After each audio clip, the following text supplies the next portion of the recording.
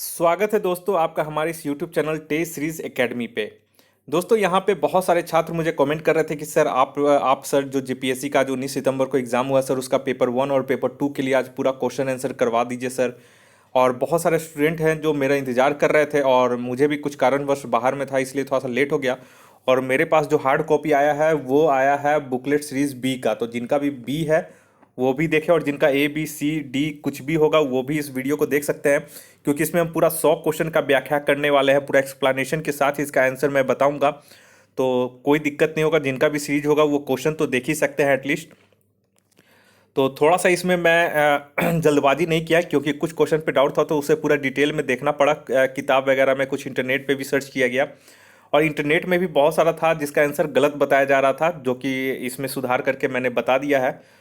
और copy paste करते समय भी ध्यान दिया जाना चाहिए, थोड़ा सा नॉलेज होना चाहिए, नहीं तो अगर केवल गूगल से करिएगा तो बहुत सारा क्वेश्चन आपका गलत हो जाएगा। तो यहाँ पे हम पेपर 1 देख लेते हैं और कल पूरा एक्सप्लेनेशन हम पेपर 2 का भी कर देंगे, ठीक है, कल रात तक। चलिए पहला क्वेश्चन बोल रहा है, यहाँ पे हिंदी इंग्लिश दोनों में मैं शो कर रहा हूँ, लेकिन मैं केवल हिंदी का बताऊंगा। अगर जो इंग्लिश मीडियम वाले हैं वो इंग्लिश को करस्पॉन्डिंग पढ़ते जाइएगा। बोला नीति आयोग ने प्रत्येक राज्य संघ राज्य क्षेत्र के लिए समेकित सूचकांक का विकास किया है जो प्रत्येक साधारणीय विकास के लक्ष्य की ओर होने वाली प्रगति को संकलित करता है और राज्यों को प्राप्तिकर्ता अग्रणी निष्पादक और आकांक्षी में वर्गीकृत करता है। इस समेकित सूचकांक के आधार पर निम्न में से कौन सा एक अग्रणी राज्य नहीं है? तो इसका सही आंसर हो जाएगा option D, Himachal Pradesh. Next है, ये देखिए, ये प्रीवियस ईयर क्वेश्चन है, ये मैंने अपने टेस्ट सीरीज में करवाया था और ये शायद ये पूछा गया था आपका यूपीएससी ईपीएफओ का जो एग्ज़ाम हुआ था शायद 17 को, 17 या देख लीजिएगा एक बार कब हुआ था, ये 10 दिन 15 दिन पहले ही हुआ था, एक बार देख लीजिएगा। तो यूपीएससी ईपीएफओ में ये क्वेश्चन पूछा हुआ था कि भारत में शीर्षक पंक्ति वाली मुद्रास्फीति आधारित होती है। तो इसका सही आंसर हो जाएगा ऑप्शन ए, उपभोक्ता मूल्य सूचकांक यानी कि कंज्यूमर प्राइस इंडेक्स कंबाइंड पे यानी कि संयुक्त पर। तो ऑप्शन ए जो मारे है इसका आंसर उनका सही है ये। तीसरा नंबर में ये देखिए, बोरा नींद में से कौन सी एक संस्था ब्रेटन वुड संस्थानों से संबंधित नहीं है? तो ब्रेटन वुड एक जगह है, वहां पे सम्मेलन होता था और उसी सम्मेलन के आधार पर विभिन्न संगठनों का गठन किया गया। ब्रेटन वुड में जैसे विश्व बैंक, अंतर्राष्ट्रीय मुद्रा कोष और विश्व व्यापार संगठन, ये सभी का यहाँ पे सम्मेलन करके इसका स्थापना किया गया। संयुक्त राष्ट्र जो था ये अलग से इसका स्थापना किया गया था। तो यहाँ पे ऑप्शन बी हो जाएगा क्योंकि यहाँ पे संबंधित नहीं है। तो ब्रेटन वुड से विश्व बैंक, विश्व व्यापार, अंतर्राष्ट्रीय मुद्रा कोष संबंधित है, संयुक्त राष्ट्र संबंधित नहीं है। तो ऑप्शन बी इसका सही हो जाएगा। यहाँ पे आइए, बोरा कि देश के 29 राज्यों और 6 संघ राज्य क्षेत्रों के 312 शहरों कस्बों में आच्छादित भारत सरकार के राष्ट्रीय वायु गुणवत्ता मॉनिटरिंग कार्यक्रम एनएमपी के अंतर्गत निम्न में से किस मिश्रण को सभी जगहों पर नियमित मॉनिटरिंग के लिए चिन्हित किया गया है? देख लीजिए, इसे थोड़ा सा मैं जूम कर देता हूँ। इंग्लिश वालों के लिए तो क्वेश्चन पेपर मैंने भेज दिया है टेस्ट सीरीज एकेडमी पे, वहां से आप लोग इंग्लिश वाला देख लीजिएगा, ठीक है। यहाँ पे हिंदी वाला थोड़ा सा मैं जूम कर देता हूँ ताकि आप लोग को सही से पता चलते जाए। तो इसका जो सही आंसर हो जाएगा ऑप्शन 4 का, यहाँ पे देखिए, यहाँ पे डी हो जाएगा, ठीक है। तो यहाँ पे देखिए पार्कुलेट मैटर 2.5 है और PM2 को भी 10 को भी शामिल किया गया है, तो पार्कुलेट मैटर 10 हो जाएगा और SO2 और NO2 को, ठीक है। तो ये सब को कैलकुलेट किया गया है, तो ऑप्शन डी इसका सही हो जाएगा। इसका जो है नियमित मॉनिटरिंग किया जा रहा है और इसको नियमित मॉनिटरिंग करने के लिए इन सभी पार्टिकल को मॉनिटरिंग किया जा रहा है। तो इसका ऑप्शन डी सही हो जाएगा। नेक्स्ट है ये 5 नंबर में, यहाँ पे बोल रहा है कि chromosomal theory of inheritance was given by, यानी कि गुणसूत्रों की वंशागत का सिद्धांत किसने दिया था? तो ये एकदम नोट कर लीजिए, जिसने भी सूटन एवं बोवरी मारा है उनका एकदम ये 100% सही है। 6 नंबर आइए, 6 नंबर बहुत ईजी था। हिग्स बोसोन और also known as God particle, हम लोग जानते हैं गॉड पार्टिकल इनको कहते हैं, हिग्स बोसोन कण को। तो Higgs bosons particles are also known as God particles. तो गॉड कण के नाम से यहाँ पे सही हो जाता है, ऑप्शन डी 100% सही है। अब यहाँ थोड़ा सा लोग गलत कर दिया है, मिस्टेक समझने में थोड़ा सा दिक्कत हो गया। देखिए यहाँ पे बोल रहा है यदि समय अंतराल में बाजारीय शक्तियों द्वारा यानी एक्सचेंज रेट के द्वारा विनिमय दर 60 रुपीज प्रति डॉलर से बदलकर 65 प्रति डॉलर हो जाती है, तो इसको क्या कहते हैं? तो बहुत सारे लोग यहाँ रुपया का अवमूल्यन मार दिया, devaluation of rupee. Devaluation of rupee कोई देश अपने रुपया के लिए कर सकता है, जैसे कि चाइना भी क्या किया है कि अपना जो रुपया है उसको एन जो है उसको डिवैल्यूएशन कर दिया अपने मूल्य को, ताकि उसका जो निर्यात है वो बढ़ सके। तो वो हो गया मूल्यन। लेकिन अगर बाजार के शक्तियों द्वारा अगर आपका निर्धारित होता है, जैसे पहले मान लीजिए कि $1 में आपका 60 रुपया देते थे तो $1 मिलता था, अब 65 रुपया देना पड़ रहा है, यानी आपका जो मूल्य है उसका ह्रास हो गया है। तो यहाँ साफ पता चल रहा था कि रुपए का मूल्य ह्रास हो जाएगा। ऑप्शन डी इसका एक्यूरेट आंसर एकदम सही हो जाएगा, यानी कि डिप्रिसिएशन ऑफ रुपी इसका सही आंसर हो जाता। अब यहाँ पे आइए, यहाँ पे थोड़ा सा ये मिस्टेक मतलब गलती बहुत लोग इसमें किए हैं। निम्न में से कौन सा विद्युत चुंबकीय तरंग है, यानी कि इलेक्ट्रोमैग्नेटिक वेव नहीं है, सॉरी नहीं है पूछ रहा है, ठीक है। तो देखिए अल्फा किरण इलेक्ट्रोमैग्नेटिक वेव है, ठीक है। एक्स किरण इसमें चुंबकीय तरंग है, यानी कि इलेक्ट्रोमैग्नेटिक वेव है। पराबैंगनी किरण भी इलेक्ट्रोमैग्नेटिक वेव है। पाराध्वनिक तरंग जो है ये इलेक्ट्रोमैग्नेटिक वेव नहीं है। ठीक है। अगर इसी तरह से मान लीजिए क्वेश्चन आ जाता कि अगर निम्न में से कौन सा विद्युत चुंबकीय तरंग नहीं है, ऑप्शन दे देता गामा, एक्सरे, बीटा और कॉस्मिक रे, तब यहाँ पे आपका होता ऑप्शन सी, बीटा रेज जो है बीटा वेव जो है किरण, वो आपका विद्युत चुंबकीय तरंग नहीं होता। तो यहाँ पे ऑप्शन सी हो जाता बीटा रे। तो यहाँ पे बीटा ऑप्शन नहीं है, यहाँ पे पराध्वनिक तरंग है, तो यहाँ पे डी ऑप्शन सही हो जाएगा सुपरसोनिक वेव का। 9 नंबर में ये बोरा कि हवा में प्रकाश की चाल निर्भर करती है, यानी कि the speed of lights in air depends on. तो डिपेंड्स ऑन, तो हम लोग जानते हैं कि प्रकाश की जो चाल होती है वो किसी मीडियम की अपवर्तनांक यानी कि रिफ्रैक्टिव इंडेक्स पे डिपेंड करती है। तो रिफ्रैक्टिव इंडेक्स किस पे डिपेंड करती है? तो वो डेंसिटी पे डिपेंड करती है। डेंस मीडियम रहेगा कि रेयर मीडियम रहेगा, ठीक है। तो इसका मतलब सीधा हो गया कि डेंसिटी पे डिपेंड करेगी, यानी कि घनत्व पे डिपेंड करेगी। तो ऑप्शन बी इसका सही हो जाएगा। 10 नंबर आइए, 10 में बोला निम्नलिखित में से कौन सी कीट नहीं है, ठीक है। तो यहाँ पे देख लीजिए बहुत लोग मकड़ी नहीं मारे होंगे, ठीक है, बहुत लोग घरेलू मक्खी मार दिए होंगे। तो यहाँ पे ऑप्शन ए एकदम 100% राइट है। ये जो है इंसेक्ट्स नहीं है, मकड़ी। हम लोग कीड़ा मकोड़ा बोलते हैं इंसेक्ट्स में, लेकिन मकड़ी जो है वो इंसेक्ट्स नहीं है। ये 100% सही, आप लोग नोट कर लीजिए। मकड़ी को क्लासिफाइड किया गया है आर्केनाइड्स में, ठीक है। तो आर्केनाइड्स इसका सही आंसर हो जाएगा मकड़ी का, तो ऑप्शन ए इसका सही हो जाएगा। नेक्स्ट है ये 11 नंबर में प्रकाश उत्सर्जक डायोड, यानी कि एलईडी बोलते हैं, इसका full form light emitting diode लिखा गया है। तो किस प्रिंसिपल पे काम करता है? तो देखिए बहुत सारा आप लोग देखे होंगे एलईडी स्क्रीन आता है टीवी में, मोबाइल में, ठीक है। टीवी में खास करके ज़्यादा आता था एलईडी स्क्रीन। तो एलईडी स्क्रीन जो है वो सिद्धांत पे तापनीयक उत्सर्जन पे डिपेंड कर मतलब सिद्धांत पे काम करता है, यानी कि थर्मोनिक इमिशन पे। क्या होता है कि टीवी में क्या होता है कि जैसे ही थोड़ा सा करंट पास होता है तो हीट जनरेट होता है। हीट से क्या होता है कि चमकने लगता है, तो चमकने लगता है तो कलर कम्बिनेशन जो होता है, रिजोल्यूशन होता है, वो विभिन्न तरह का उसमें जैसे आता है वो होने लगता है, ठीक है, कलरफुल। और उसमें आपका पिक्चर वगैरह क्वालिटी वगैरह बहुत क्लियर दिखता है। तो इसका ऑप्शन बी जो भी मारे हैं वो एकदम सही है।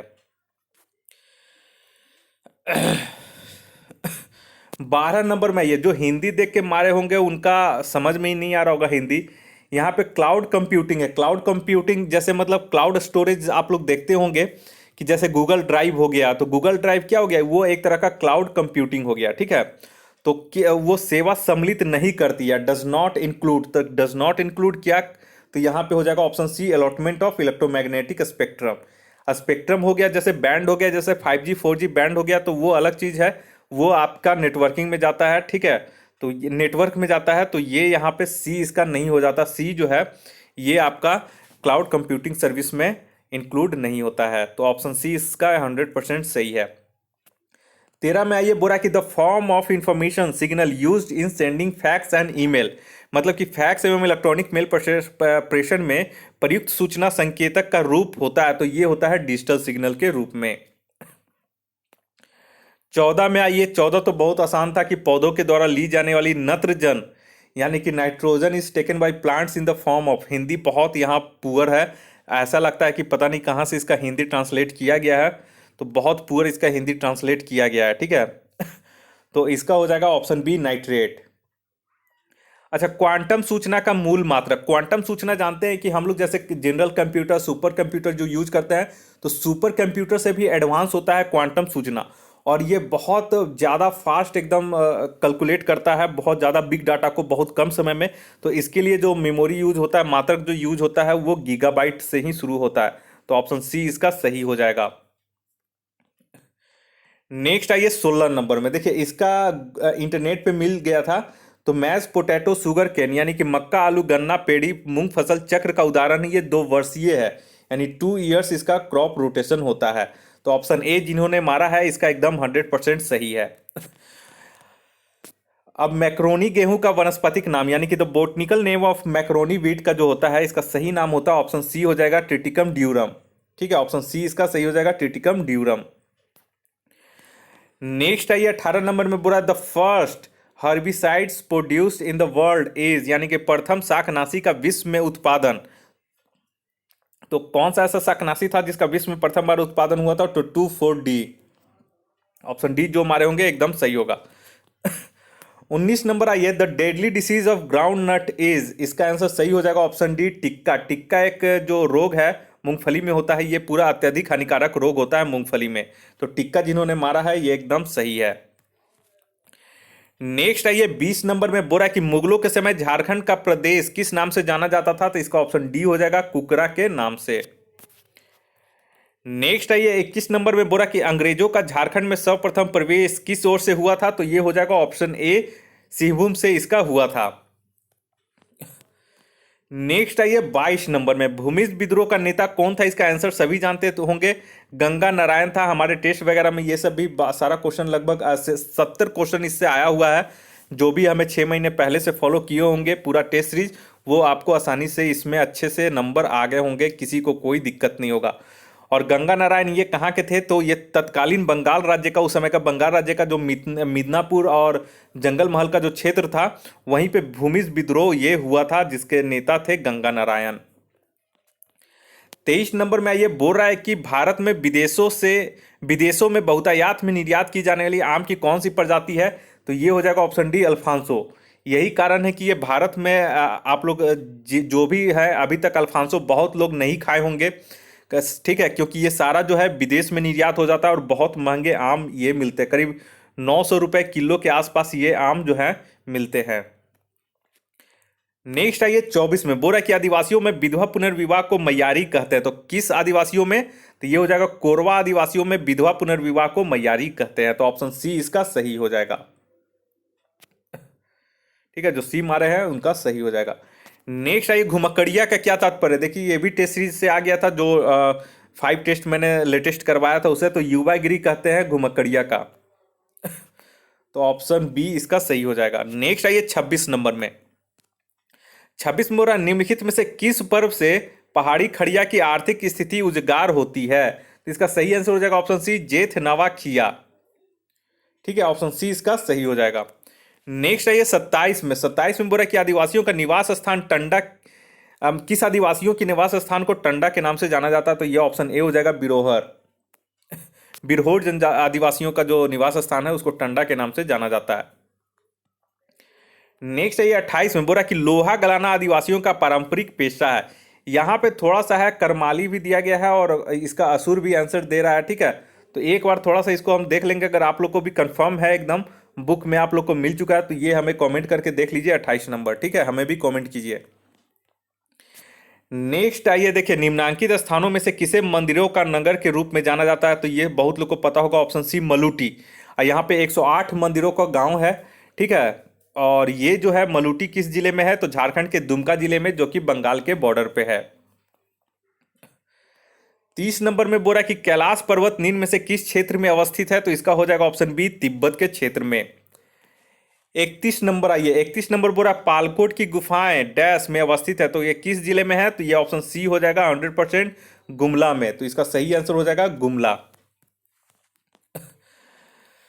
32 नंबर आइए 32 नंबर निम्न में से परमाणुवीय बिजली घर और राज्य का कौन सा मेल गलत है? तो ये तो शुरू में ही पता चल गया होगा, ऑप्शन ए। यहाँ पे ऑप्शन भी गलत दिया गया है। ठीक है, तो ये क्वेश्चन आपका गलत है। ठीक है, क्यों? क्योंकि देखिए कैगा जो है वो कर्नाटक में है, यहाँ पे उत्तर प्रदेश। तो पहला तो गलत हो गया। अब आइए कलपक्कम, ये कलपक्कम जो है कर्नाटक में नहीं बल्कि तमिलनाडु के चेन्नई में है, तो यहाँ पे ये भी गलत हो गया। काकरापाड़ा गुजरात में सही है, कुंडलकुलम तमिलनाडु ये भी सही है। तो यहाँ पे ए और बी दोनों गलत है। तो अब आप लोग बताइए कि दोनों में से जो भी क्या करता है जेपीएससी वो देखना पड़ेगा, ठीक है। नेक्स्ट आइए 33 नंबर में। 33 में बोला कि वंशागत संपत्ति के बिक्री पर, तो यहाँ पे कैपिटल गेन टैक्स लगता है, ऑप्शन ए इसका सही हो जाएगा। इनकम टैक्स जो भरते होंगे उनको ये फॉर्म भरना पड़ेगा अगर वो वंशागत संपत्ति की बिक्री करते हैं तो। नेक्स्ट आइए 34 नंबर में। 34 में बोला कि निम्न में से कौन सा शास्त्रीय नृत्य अपने वर्तमान स्वरूप में मुगल परंपरा से प्रभावित है, तो इसका सही आंसर हो जाएगा ऑप्शन बी कथक, एकदम 100% सही है। जो कथक मारे हैं उनका एकदम 100% सही होगा।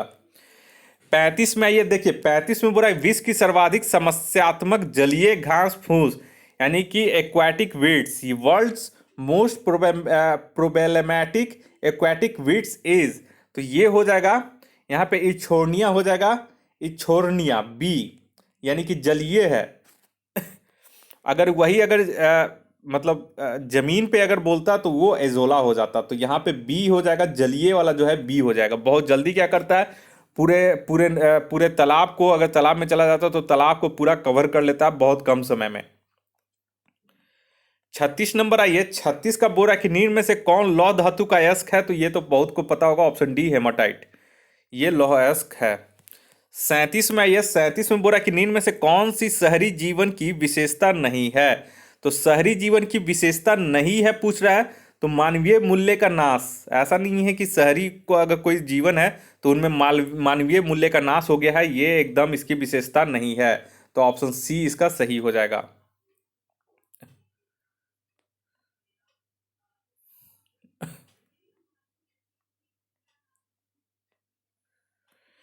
नेक्स्ट आइए 38 नंबर में। 1947 से पहले 26 जनवरी को कहा जाता था, तो ये ऑप्शन डी हो जाएगा पूर्ण स्वराज दिवस, क्योंकि जो लाहौर अधिवेशन हुआ था 1929 में, तो वहाँ पर निर्णय लिया गया था, पंडित जवाहरलाल नेहरू जिसकी अध्यक्षता किए थे, कि आने वाले 26 जनवरी से क्या होगा कि पूर्ण स्वराज दिवस मनाया जाएगा। तो तब से पूर्ण स्वराज दिवस मनाया जा रहा था, ठीक है, 26 जनवरी को ही। तो यहाँ पे 1947 से पहले 26 जनवरी को पूर्ण स्वराज दिवस मनाया जाता था, तो ऑप्शन डी इसका सही हो जाएगा।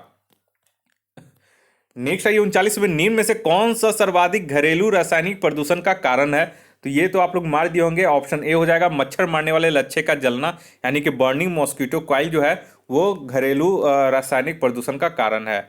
नेक्स्ट आइए 40 में। बोल रहा है कि भारत में दूसरी सबसे बड़ी जनजाति कौन है, तो दूसरी सबसे बड़ी जनजाति हो जाएगी ऑप्शन बी भील। यहाँ पे भारत में पूछ रहा है ना कि झारखंड में, तो इसलिए आपको भारत के परिप्रेक्ष्य में रख के सोचना पड़ेगा। तो भारत में अगर दूसरा सबसे बड़ा पूछेगा तो भील, और अगर पहला पूछता तो गोंड हो जाता। गोंड जनजाति सबसे भारत में सबसे बड़ी जनजाति है, उसके बाद भील जनजाति आती है, उसके बाद संथाल आती है। 41 में आइए। बोल रहा है कि देखिए निम्न में से किससे 2019 का ऐसा लग रहा है कि जैसे ये क्वेश्चन एक साल पहले ही सेट हो चुका था, क्योंकि बहुत सारा इसमें डाटा जो बहुत पहले का पूछ दिया है, लेकिन पूछ रहा है कि निम्न में से किसे 2019 में कुश्ती में राजीव गांधी खेल रत्न पुरस्कार दिया गया था। तो यहाँ पे देखिए बहुत सारे लोग दीपा मलिक मारे हैं, जो कि गलत है। इसका सही आंसर हो जाएगा ऑप्शन ए बजरंग पुनिया। बजरंग पुनिया जिन्होंने मारा है, एकदम इनका 100% सही है। दीपा मलिक जो है वो पैरा एथलीट है, ओलंपिक की ये गेमर एथलीट नहीं है, पैरा ओलंपिक है, जिसमें विकलांग लोग या फिर जो शारीरिक रूप से कमजोर रहते हैं उनके लिए जो पैरा ओलंपिक होता है, ये उसकी एथलीट है दीपा मलिक। तो हालांकि देखिए 2019 में दोनों को मिला था, बजरंग पुनिया और दीपा मलिक दोनों को राजीव गांधी खेल रत्न पुरस्कार दिया गया है। लेकिन यहाँ पे हमारा कुश्ती में पूछ रहा है, तो कुश्ती में बजरंग पुनिया हो जाएगा, दीपा मलिक जो हो जाएगा वो पैरा एथलीट में हो जाएगा। और दीपा मलिक से एक क्वेश्चन और बोलता है कि पैरालंपिक में जीतने वाली पहली महिला भारतीय महिला कौन है, तो इसका आंसर दीपा मलिक हो जाता है, ठीक है। तो यहाँ पे कुश्ती पूछा है, तो कुश्ती में बजरंग पुनिया को 2019 में राजीव गांधी खेल रत्न पुरस्कार दिया गया था, और 2019 में राजीव गांधी खेल रत्न पुरस्कार दीपा मलिक को पैरा एथलीट के लिए दिया गया था। 42 में आइए। बोरा कि संयुक्त राष्ट्र द्वारा मानव अधिकारों की विश्वव्यापी घोषणा को कब अपनाया गया था, तो इसका हो जाएगा ऑप्शन डी 10 दिसंबर 1948 को। 43 भी बहुत इजी है। निम्न में से किन्हें भारत के अंतरिक्ष कार्यक्रम का जनक माना जाता है? तो इसका हो जाएगा ऑप्शन सी, विक्रम साराभाई को। 44 नंबर में ये बुरा, निम्नलिखित में से भारत के राज्यों में से कौन सा राज्य सर्वाधिक वनाच्छादित है? अब हिंदी वाले पढ़ के मार देंगे तो गलत हो सकता है, तो इंग्लिश में देखिए क्या चेंज कर दिया। Among the following states which has highest forest density, यानी कि यहाँ पे प्रतिशत, सर्वाधिक प्रतिशत वनाच्छादित प्रदेश पूछ रहा था। तो ये हो जाएगा ऑप्शन बी, मिजोरम, जहाँ पे 95% से प्लस वनाच्छादित प्रतिशत है। तो ऑप्शन बी जो मारे होंगे सही है। 45 में ये, भारत के प्रधानमंत्री द्वारा शुरू की गई रोरो फेरी किन दो स्थानों को जोड़ती है? तो पानी में जो जहाज चलता है वो प्लेन टाइप का भी होता है, उसको रोरो फेरी बोलते थे। तो ये हो जाएगा ऑप्शन डी, घोघा और दहेज, गुजरात में है। ठीक है, घोघा और दहेज ये गुजरात में है। ऑप्शन डी जो मारे होंगे सही है। 46 में ये, बुरा कि निम्न में से कौन सा आपदा के बाद का उपाय? आपदा के बाद, तो आपदा के बाद क्या करते हैं हम लोग? जो भी टूट फूट गया है उसको रिकंस्ट्रक्शन करते हैं। तो ऑप्शन बी इसका सही हो जाएगा, रिकंस्ट्रक्शन। 47 में ये, ब्रिटिश प्रधानमंत्री विंस्टन चर्चिल ने नोबेल पुरस्कार जीता था। बहुत लोग शांति के लिए मार दिए होंगे, लेकिन इसका सही आंसर है ऑप्शन बी, साहित्य के लिए। 48 में देखिए, ये भी क्वेश्चन गलत है। बोरा, भारत में राष्ट्रीय मानवाधिकार आयोग का वर्तमान अध्यक्ष कौन है? तो वर्तमान अध्यक्ष जो हो गए हैं वो पूर्व सुप्रीम कोर्ट के जज थे अरुण मिश्रा, उन्हें बना दिया गया है। ठीक है, हालांकि अरुण मिश्रा पे भी बहुत सारे इल्जाम लगे हैं, जिनका कल या परसों एमबी रामन्ना ने उनका एक जो केस लड़ रहे थे गौतम अडानी का, उसमें ऐसा इल्जाम है अरुण मिश्रा पे कि उन्होंने पूरा केस को दबा दिया था और गौतम अडानी के पक्ष में फैसला दे दिया था। उनको लगभग 1200 करोड़ रुपए का फायदा करवाया था। तो वही केस चल रहा था, जो अब जाकर के इनका केस का फिर डेट पड़ा है अरुण मिश्रा के खिलाफ, और इन्हीं को, अरुण मिश्रा को ही वर्तमान में मानवाधिकार आयोग का अध्यक्ष बना दिया गया है। तो यहाँ पे वर्तमान में पूछ रहा है, चूंकि क्वेश्चन पहले से था तो एचएल दत्तू इसका आंसर होता, लेकिन ये क्वेश्चन आपको रद्द कर दिया जाएगा। ठीक है, जब क्वेश्चन सेट कर रहा होगा उस समय एचएल दत्तू था, अब अरुण मिश्रा को कर दिया गया है। फिर भी यहाँ पे ऑप्शन बी इसका नहीं होगा, अरुण मिश्रा ही होगा, तो इस क्वेश्चन को रद्द किया जाएगा। 49 नंबर में आइए, यहाँ पे बोला कि राष्ट्रीय आपदा प्रबंधन प्राधिकरण का गठन कब हुआ? तो ये राष्ट्रीय पूछ रहा तो 2005 में, राष्ट्र का अगर स्टेट का पूछ रहा 2006, लेकिन इसका आंसर ऑप्शन डी हो जाएगा 2005। ये सब मैंने आपदा प्रबंधन वाले में टॉपिक में देख लीजिएगा, तुरंत एक एग्जाम से एक सप्ताह पहले ही करवाया था, ये सब टॉपिक सब आया हुआ है। 50 में बोला कि भारत में वायु परिवहन कब प्रारंभ हुआ? तो 19 फरवरी 1911 में इसका पहली बार वायु परिवहन शुरू हुआ था भारत में। और अगर जेआरडी टाटा की बात करें तो जेआरडी टाटा ने भी एयरलाइंस बनाया था 1932 में, जिसको फिर नेशनलाइजेशन करके इसको एयर इंडिया फिर कवर कर लिया गया था एयर इंडिया में। 51 नंबर आइए, 51 नंबर बोला कि भारतीय राष्ट्रीय ध्वज के प्रारूप को किस दिन स्वीकार किया गया? तो ये हो जाएगा ऑप्शन बी, 22 जुलाई 1947 को। नेक्स्ट आइए 52 में, बोरा कि भारत में उचित पारिस्थितिकी संतुलन बनाए रखने के लिए कितनी भूमि वनाच्छादित होने की सिफारिश की गई है? देखिए 3 दिन पहले मैंने जेपीएससी के एग्जाम से 3 दिन पहले ये क्वेश्चन करवाया और बोला था कि एग्जाम देने से पहले आप लोग ये वीडियो देख लें और 6 क्वेश्चन उससे आएगा, और देखिए आया है 6 क्वेश्चन। तो यहाँ पे 52 का जो हो जाएगा वो सी हो जाएगा। 33% की सिफारिश की गई है कि अगर 33% भूभाग पर, मान लीजिए झारखंड राज्य है तो उसके भूभाग पर अगर 33% भाग पर अगर वनाच्छादित है तो वो पारिस्थितिकी संतुलन में होगा, लेकिन झारखंड में जो है 29% चला गया है, जो कि पारिस्थितिकी संतुलन बिगड़ने का एक कारण बन गया है। 53 नंबर में आइए, 53 में बोल रहा है कि किस राज्य में सौर ऊर्जा के विकास की सर्वाधिक क्षमता है? तो ये हो जाएगा ऑप्शन डी, राजस्थान में। अब आइए 54 नंबर में, 54 बोरा निम्नलिखित में से किस परमाणु संयंत्र की स्थापित क्षमता सर्वाधिक है? अगर सर्वाधिक पूछेगा, मतलब ऐसे अगर पूछेगा तो कुंडलकुलम का सबसे ज्यादा है, जो कि तमिलनाडु में है 2000 मेगावाट। लेकिन हमको चूंकि इसके ऑप्शन से जाना है तो इसके ऑप्शन के हिसाब से हम लोग देखेंगे। ठीक है, अगर कुंडलकुलम ऑप्शन में देता तो आंख बंद करके कुंडलकुलम मार देते, तमिलनाडु 2000 मेगावाट, लेकिन हमारा ऑप्शन में कुंडलकुलम नहीं है, तो अब इसमें से हमको देखना पड़ेगा। तो यहाँ पे से देखिए, काकरापारा जो गुजरात में है इसका जो क्षमता है वो 1140 मेगावाट का है। कैगा जो कर्नाटक में है इसका 880 मेगावाट का है। नरोरा जो कि उत्तर प्रदेश में है इसका 440 मेगावाट है। और तारापुर जो महाराष्ट्र में है इसका 1400 मेगावाट है। तो ऑप्शन डी इसका तारापुर महाराष्ट्र हो जाता सही आंसर। 55 में आइए, इसका डी आंसर सही हो जाएगा, तारापुर। 55 में आइए, भारत में सर्वाधिक जनजाति कौन सी है? देखिए सेम दो क्वेश्चन इससे पूछ दिया है, तो इसका हो जाएगा फर्स्ट में गौंड, सर्वाधिक पूछ रहा है तो गौंड जनजाति। ये देखिए 56 नंबर हमारा विविध टेस्ट सीरीज से आ चुका है, पेपर 1 के लिए जो हमने विविध सामान्य अध्ययन चलाया था उसमें पूछा गया था कि यहाँ टोड़ा नहीं होगा, टोड़ा जनजाति। देखिए इंग्लिश में सही है, टोड़ा जनजाति मुख्यतः कहाँ निवास करती है? तो मुख्यतः तमिलनाडु में निवास करती है। ऑप्शन 20 का सही हो जाएगा। 57 में ये बोल रहा है भारतीय चारागाह एवं चारा अनुसंधान संस्थान कहाँ स्थित है? तो ये हो जाएगा झांसी, यूपी में। नेक्स्ट आइए 58 में बोला है भारत का बृहत्तम प्राकृतिक बंदरगाह कौन सा? देखिए प्राकृतिक बंदरगाह भारत में दो है, एक है कोचीन और एक है मुंबई, लेकिन पूछ रहा है कि बृहत्तम यानी कि लार्जेस्ट, तो लार्जेस्ट हो जाएगा ऑप्शन डी मुंबई। नेक्स्ट आइए 59 में बोला हिंदी के पश्चात कौन सी भारतीय भाषा विश्व में सर्वाधिक बोली जाने वाली भाषा है? तो ऑप्शन बी हो जाएगा बंगाली। नेक्स्ट आइए 60 में बोला भारत के किस राज्य में सड़कों का घनत्व सर्वाधिक है? देखिए यहाँ पे बहुत सारे लोग यहाँ पे ये गुजरात मार रहे हैं, ठीक है, लेकिन इसका सही आंसर केरल है। 100% एकदम इसका आंसर सही है केरल।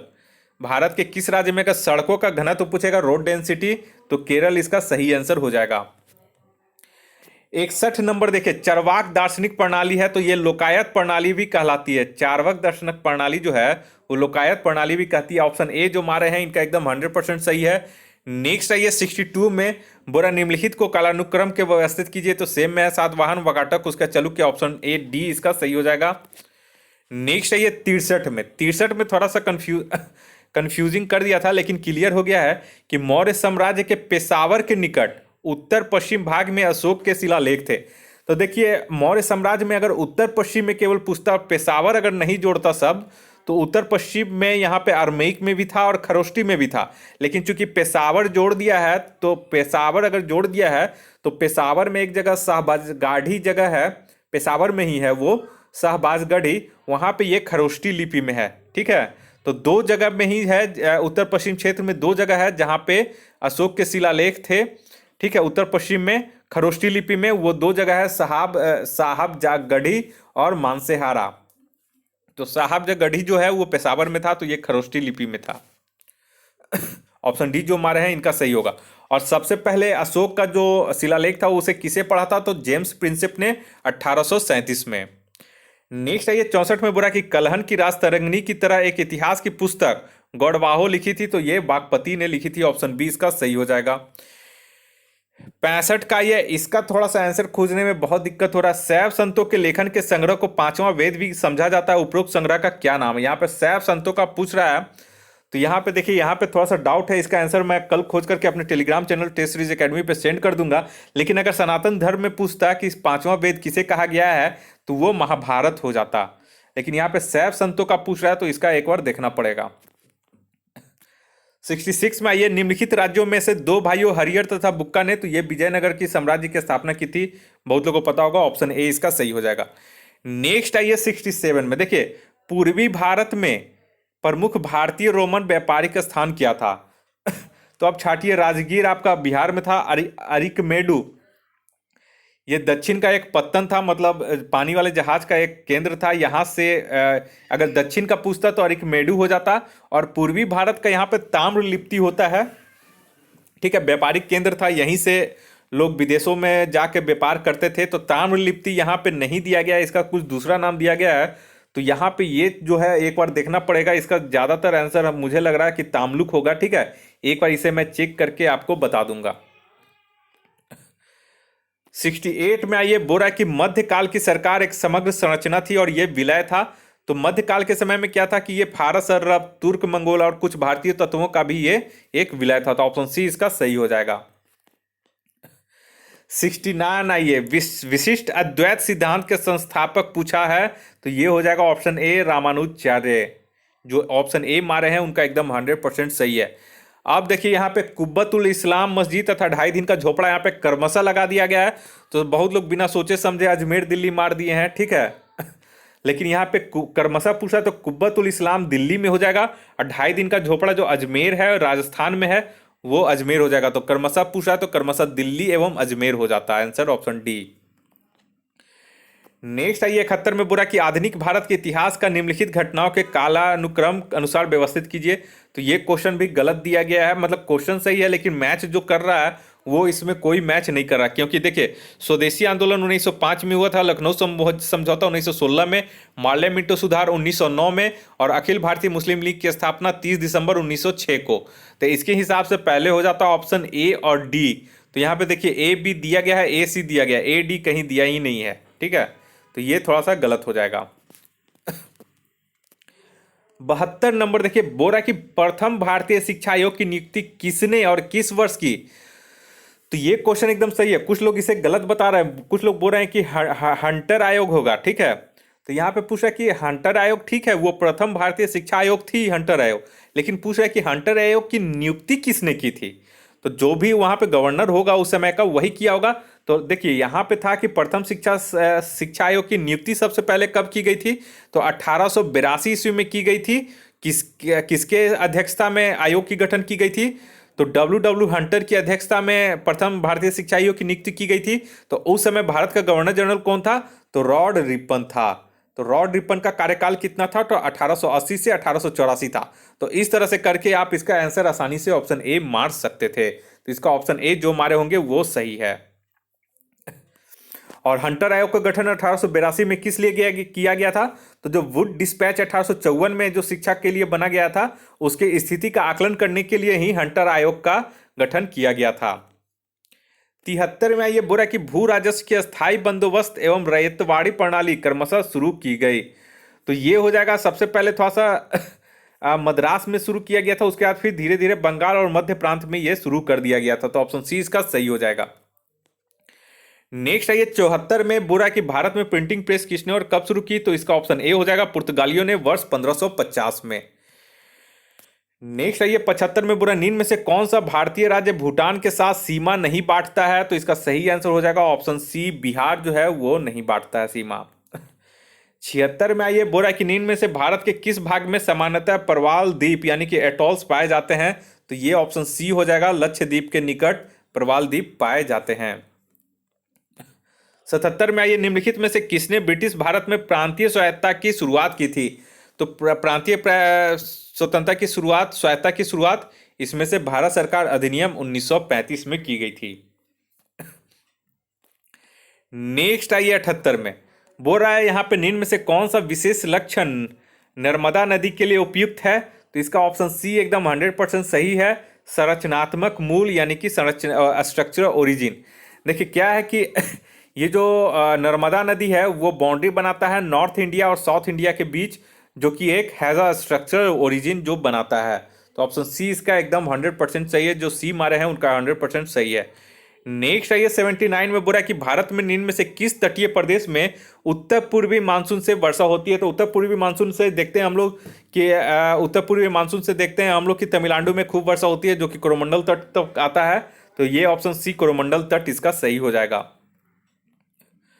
80 नंबर में आइए बोरा निम्न में से कौन सा कथन पृथ्वी की गति के संदर्भ में सत्य है, तो बोरा पृथ्वी की अपनी धुरी पर पश्चिम से पूरब घूमने के कारण मौसम परिवर्तन होता है। तो ये गलत है, क्योंकि मौसम का जो परिवर्तन होता है वो परिवर्तन कब होता है, वो सूर्य के चारों ओर चक्कर लगाने पे होता है। जैसे देखते हैं 3 जनवरी का दिन आया तो ठंडा का दिन आ गया, जून में नज़दीक आ गया पृथ्वी सूर्य के तो आपका गर्मी का दिन आ जाता है। तो ये हो जाएगा सूर्य का चक्कर लगाने के कारण, तो ये गलत हो गया। दूसरा देखिए पृथ्वी के सूर्य के चारों ओर चक्कर लगाने के कारण धरती पर, तो सूर्य के चारों ओर चक्कर लगाने के कारण थोड़ी दिन रात होता है, ये तो अपनी धुरी पर घूमने के कारण होता है ना, तो ये भी गलत हो गया। तो यहाँ पे ऑप्शन सी हो जाएगा, 1 और 2 दोनों असत्य हैं। 81 नंबर में आइए, 81 नंबर बोल रहा है कि भारतीय उपग्रह श्रृंखला इनसेट का उदाहरण है। तो सबसे पहले देखिए इनसेट का फुल फॉर्म क्या होता है, बहुत सारे लोग इंडियन सैटेलाइट बोलते हैं जो कि गलती है। अगर इसका फुल फॉर्म पूछ दिया तो इंडियन नेशनल सैटेलाइट इसका फुल फॉर्म होता है। आई से इंडियन, एन से नेशनल, एस ए टी से सैटेलाइट, ठीक है। और यह एक जियो स्टेशनरी ऑर्बिट में इसको स्थापित किया जाता है। तो ये जो होता है इनसेट यूज किया जाता है कम्युनिकेशन सिस्टम में, मौसम विज्ञान संबंधी उपग्रह के लिए भी इसका उपयोग किया जाता है, यानी मेट्रोलॉजिकल सैटेलाइट के रूप में भी, कम्युनिकेशन सैटेलाइट के भी। तो यहाँ पे ऑप्शन डी देखिए सही दिया गया है, तो ये ऑप्शन डी इसका हो जाएगा। 82 में आइए, 82 में बोला निम्न में से किस क्षेत्र में जल का उपयोग भारत में सर्वाधिक है? तो ये हो जाएगा ऑप्शन ए, कृषि के क्षेत्र में, यानी कि एग्रीकल्चर सेक्टर में इसका उपयोग ज्यादा किया जाता है जल का। 83 में आइए, बोरा भारतीय जनगणना 2011 के अनुसार किस भारतीय राज्य में ऋणात्मक जनसंख्या वृद्धि दर्ज की गई थी? तो ये हो जाएगा ऑप्शन ए, नागालैंड। अब आइए 84 में, देखिए 84 में बोरा निम्न में से कौन सा कथन भारत की लेटेराइट मृदा के संदर्भ में सत्य है? तो देखिए लेटेराइट मृदा के लिए क्या होता है कि ये जो जहाँ पे होता है वहाँ पे 24 डिग्री सेंटीग्रेड से 30 डिग्री सेंटीग्रेड तक टेम्परेचर होता है और वहाँ पे 150 से 250 सेंटीमीटर तक वर्षा होती है। यानी कि पहला तो इसमें सही कर रहा है 24 से 30 सेंटीमीटर, यानी कि थोड़ा सा उच्च ताप तो है ही, तो यहाँ पे उच्च ताप सही है। और लेटेराइट मृदा देखिए यहाँ पे समृद्ध होती है, तो यहाँ पे एक चीज पूछ रहा है, बोल रहा है कि लेटेराइट मृदा जैविक ह्यूमस समृद्धि होती है और पश्चिम बंगाल, असम, उड़ीसा में पाई जाती है। हालांकि और भी जैसे तमिलनाडु हो गया, झारखंड हो गया, आंध्र प्रदेश हो गया, ये सब क्षेत्रों में भी पाई जाती है, लेकिन यहाँ पे तो जो दिया गया है वो भी तो सही है ना, यानी कि बंगाल, असम, उड़ीसा में भी पाई जाती है। अब जैसे हम बोलेंगे कि मान लीजिए कि झारखंड और बिहार भारत के राज्य हैं, तो आप बोलिएगा नहीं सर ये कथन गलत है, बल्कि झारखंड बिहार के अलावा और भी महाराष्ट्र, उत्तर प्रदेश, ये सब सभी इसके राज्य हैं, तो वो भी सही है। लेकिन जो कथन बोल रहे हैं हम कि बिहार और झारखंड भारत के राज्य हैं, तो ये भी तो सही है। तो इस वजह से ये दोनों सही हो जाएगा, ऑप्शन 1 और 2, तो ऑप्शन बी इसका सही हो जाएगा, 1 और 2 दोनों सत्य हैं। 85 में देखिए 85 का यहाँ पे आपका आंसर जो हो जाएगा, निम्नलिखित में से कौन सुमलित नहीं है? तो 85 का ऑप्शन ए जो है अनुच्छेद 22 का 1 में, जिसमें कहा गया कि स्वयं की पसंद के अधिवक्ता द्वारा प्रतिरक्षा का अधिकार है, तो ये गलत है। 22 के 1 में क्या कहा गया है, ये वाला सही है। 22 का 1 कहता है कि गिरफ्तार किए गए व्यक्ति को गिरफ्तारी के कारणों को यथासंभव शीघ्र बताए बिना अभिरक्षा में नहीं रखा जाएगा।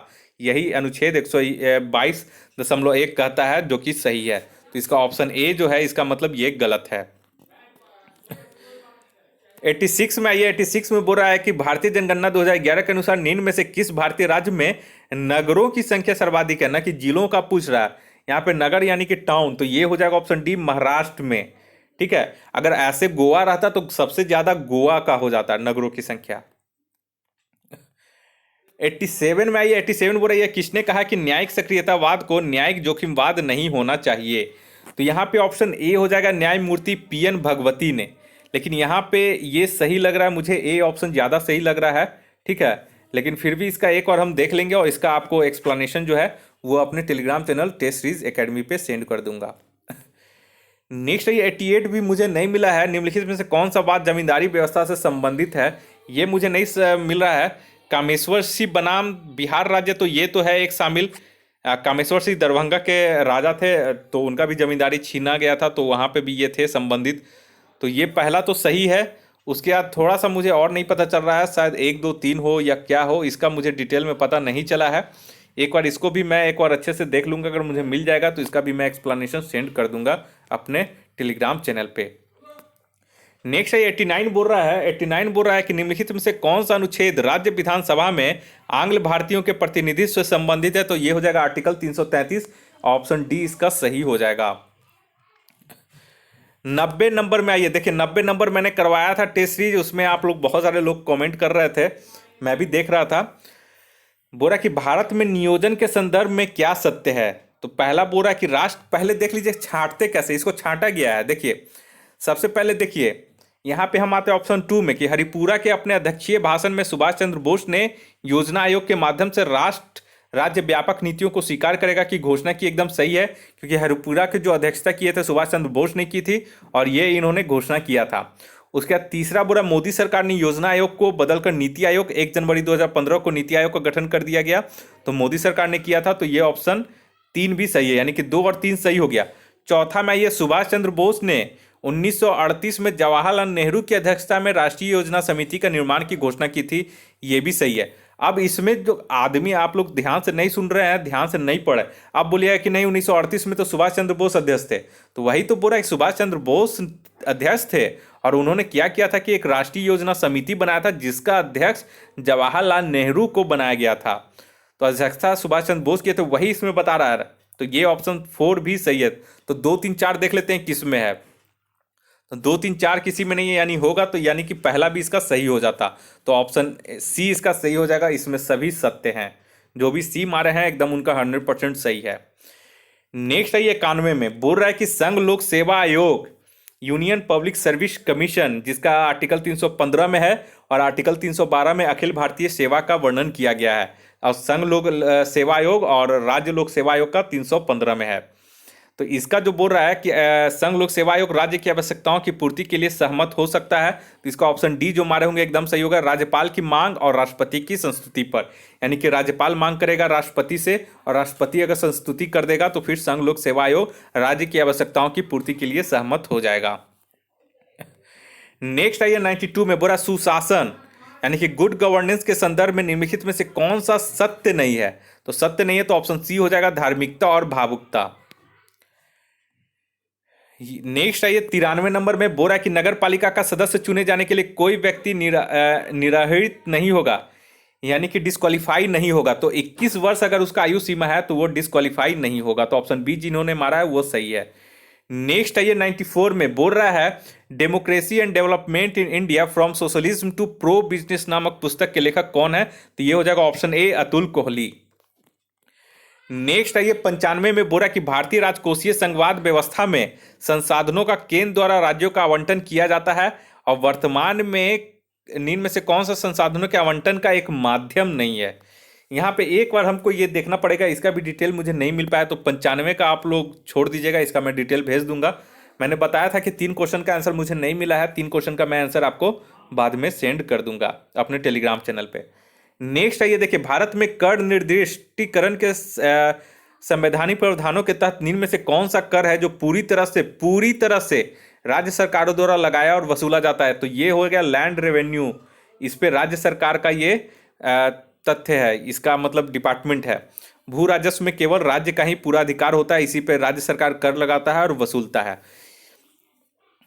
और निगम कर केंद्र के लिए, आयकर भी केंद्र का, और जीएसटी जो हो गया ये इंटीग्रेटेड है, यानी कि आपका राज्य और केंद्र सरकार दोनों का इसमें हिस्सा होता है।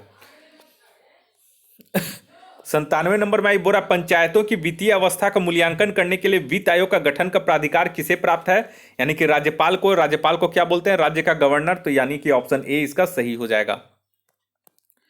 नेक्स्ट है 98 में बोल रहा है कि भारत की दूसरी पंचवर्षीय योजना, तो दूसरी पंचवर्षीय योजना यहां पे बोल रहा है तो ये हो जाएगा पीसी महालनोबिस, ऑप्शन ए इसका सही हो जाएगा। नेक्स्ट है 99 में निम्न में से कौन सा क्रम सही है जिसमें दर्शित विकास के मापकों को प्रस्तावित किया गया है, तो यहाँ पे देखिए, यहाँ पे प्रति व्यक्ति आय पहले हो जाएगा, ठीक है, यानी कि पर कैपिटा इनकम, और उसके बाद PQLI यानी कि physical quantity of life index हो जाएगा, और उसके बाद HDI यानी कि ह्यूमन डेवलपमेंट इंडेक्स हो जाएगा। तो ऑप्शन सी जिन्होंने मारा है एकदम 100% सही है। और टेस्ट पेपर 1 का ये आखिरी क्वेश्चन 100 नंबर क्वेश्चन है, बोल रहा है कि भारत के केंद्रीय बजट में राजकोषीय घाटे का तात्पर्य क्या है। तो देखिए, बहुत लोग ऑप्शन बी मार दिए होंगे जो कि उनका गलत हो गया होगा, इसका ऑप्शन सी हो जाएगा। अगर हिंदी वाला पढ़ के मारे होंगे तो आप लोग को समझ में नहीं आ रहा होगा, अगर आप थोड़ा सा भी इंग्लिश वाला देख लेते तो देखिए इसका ट्रांसलेट कैसे किया गया। पहले हिंदी देखिए, बोरा राजकोषीय घाटा बताता है कि सरकार को अपने खर्चों को पूरा करने के लिए कितने और पैसों की जरूरत है, और इसका देखिए इंग्लिश ट्रांसलेशन क्या किया गया है, the difference between total revenue and total expenditure of the government. तो वही मैं बोल रहा हूँ कि जेपीएससी जो है अपना लेवल सुधार नहीं रहा है, ठीक है। तो यहाँ पे आंसर सी जो इंग्लिश के होंगे वो आसानी से इसका आंसर कर दिए होंगे, ऑप्शन सी इसका सही हो जाता, the difference between total revenue and total expenditure the government, ठीक है। तो ये इसका सही आंसर हो जाता। तो इस तरह से आप लोग मिला लिए हमारे इस टेस्ट से, और अब आप लोग कमेंट कर सकते हैं अपना मिला करके कि आप लोगों का कितना सही हुआ है, और केवल सही वाले कमेंट कर दें कि हमने जो इसका आंसर बताया है, और 3 या 4 क्वेश्चन था उसका मैं एक्सप्लेनेशन आपको अपने Telegram channel YouTube test series academy पे सेंड कर दूंगा। अगर आपने हमें अभी तक सब्सक्राइब नहीं किया है तो आप हमें सब्सक्राइब कर लें, और ये जो वीडियो है अपने दोस्तों में भी शेयर कर लें ताकि वो लोग भी अपना मार्क्स मिला लें, ठीक है। इस वीडियो को देखने के लिए आप लोग का बहुत बहुत शुक्रिया। आपका दिन मंगलमय हो। धन्यवाद।